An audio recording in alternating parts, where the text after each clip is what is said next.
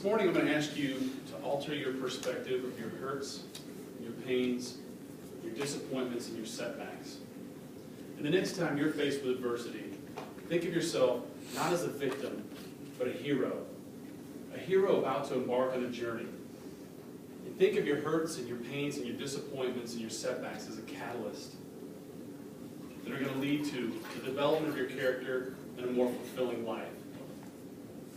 You see, in 2008, my family was faced with extreme adversity as a family. I want to share a couple lessons that I've learned through my experiences over the few years.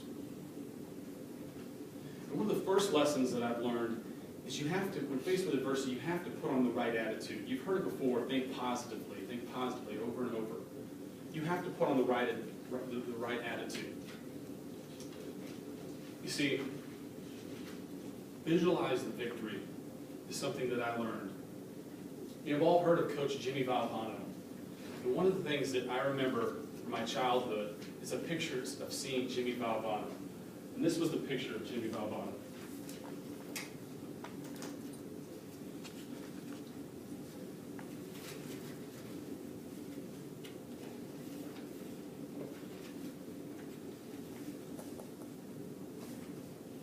Jimmy Valvano standing on a ladder right next to the net after his team had just won the 1983 National Championship.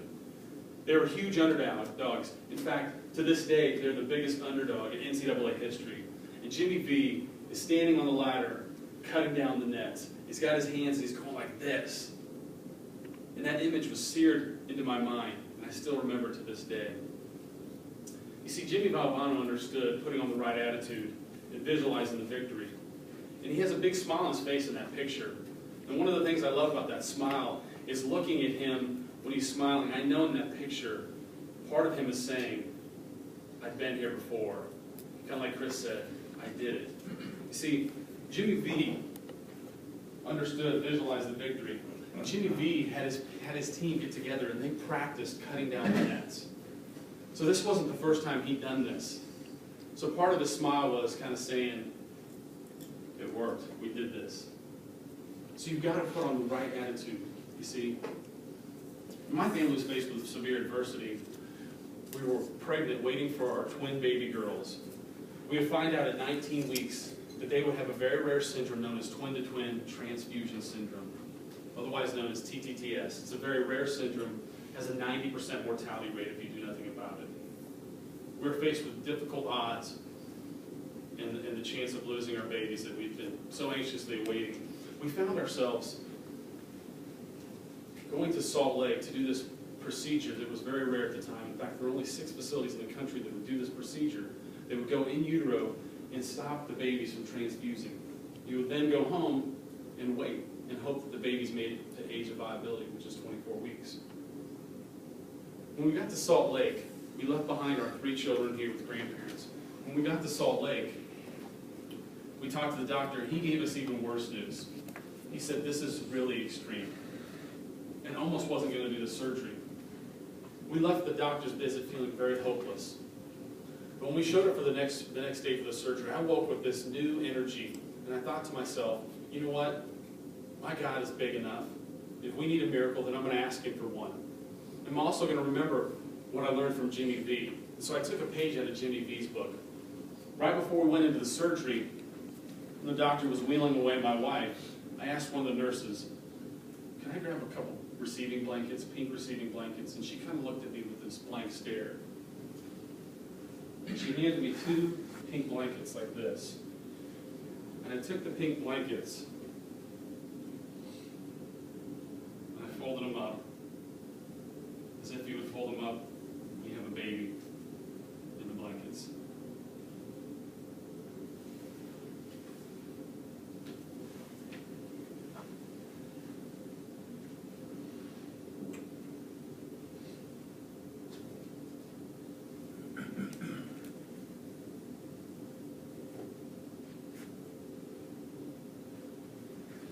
And I held them like this. You see, I was going to practice holding both of my babies because we were going to leave there with both of them. and this was my visualize the victory, or cutting down the nets, if you will, was I was going to leave with both of them, so I wanted to practice. So I sat in this waiting room for 2 hours like this, arms sweating and praying, and then I would get up and I'd pace, because I didn't know how long the surgery was going to be, and I'd hope that the doctor would come out with good news. Well, the good news is that both of the babies survived, and I did have my Jimmy V moment, if you will, and I walked out of there with both of those girls.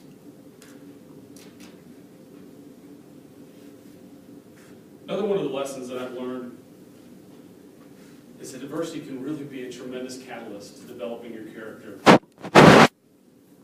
Helen Keller once said, "The character is developed not in ease and quiet, but only through trial and suffering can the soul be strengthened, ambition inspired, and success achieved."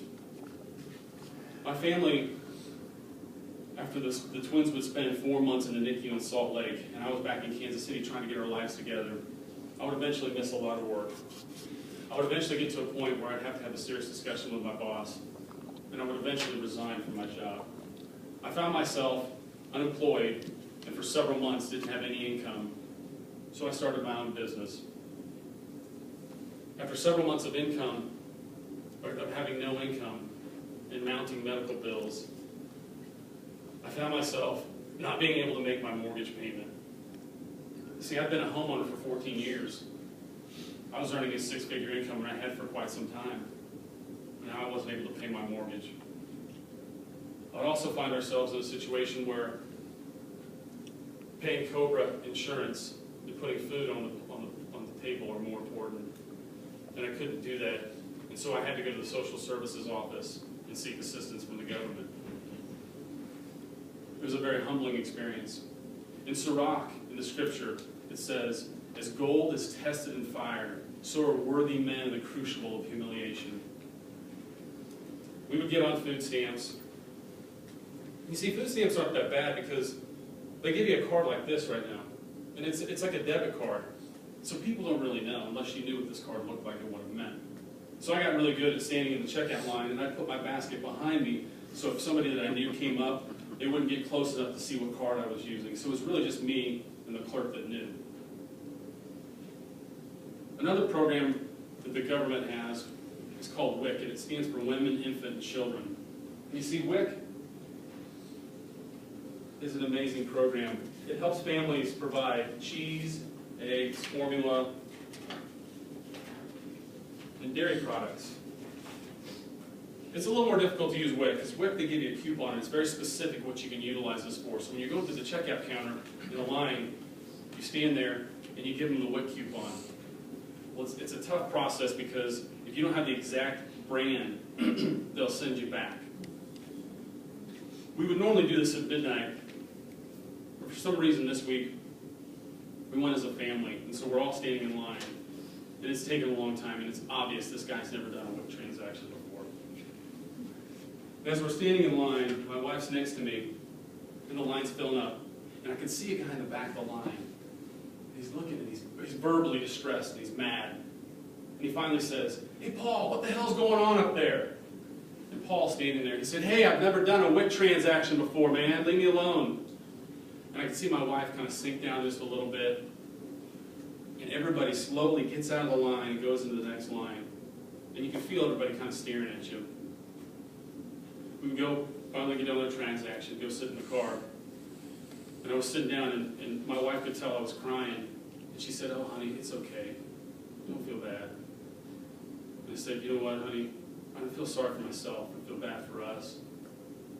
I'm just ashamed right now. I'm ashamed because how many times have I been that guy in line that was impatient or in a hurry? How many times have I been that guy?" Character is developed through adversity. I'll tell you right now, as of a couple months ago, we got off the food stamps. We're no longer using WIC. Our family's we have our house still in foreclosure. I know great things are going to happen. Our business is starting to do well, and we will get out of this. And now my new visualize the victory looks a little bit more like this.